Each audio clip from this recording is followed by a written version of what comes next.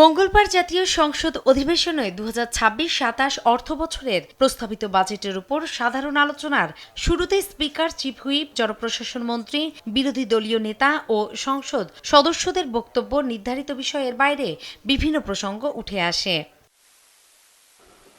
অধিবেশনে point of অর্ডারে দাঁড়িয়ে বিরোধী দলীয় নেতা ডাক্তার শফিকুর রহমান অনেক মন্ত্রীর অনুপস্থিতির বিষয়ে প্রশ্ন তোলেন। বলেন, অনেক সময় দেখা যায় যে মন্ত্রণালয় নিয়ে আলোচনা সেই মন্ত্রণালয়েরই কোনো প্রতিনিধি সংসদে নেই। অনেক সময় দেখি যে মন্ত্রণালয় সম্পর্কে কথা বলছে সেই মন্ত্রণালয়ের সংশ্লিষ্ট কেউ এখানে উপস্থিত নেই। তো এই যে অনুপস্থিতির একটা ব্যাপার, বিশেষ করে সিনিয়র লিডারদের, এটা আমাদেরকে আহত করে। পরে স্পিকার হাফিজ উদ্দিন আহমেদ বলেন, কোনো রাষ্ট্রীয় কাজ সংসদ অধিবেশনের চাইতেও গুরুত্বপূর্ণ নয়। কোনো রাষ্ট্রীয় কাজ সংসদ অধিবেশনের চাইতে বেশি গুরুত্বপূর্ণ নয়। সকল রাষ্ট্রীয় কর্মকাণ্ডের মধ্যে সংসদ অধিবেশন সবচাইতে বেশি গুরুত্ব পায়, and it takes precedence over any other business of the state.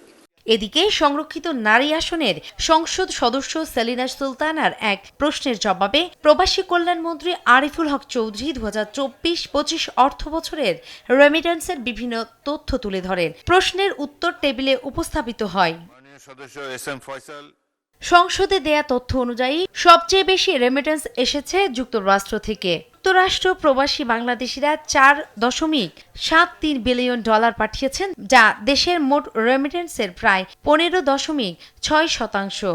এ সময়ে মোট $30.32 বিলিয়ন রেমিটেন্স দেশে এসেছে।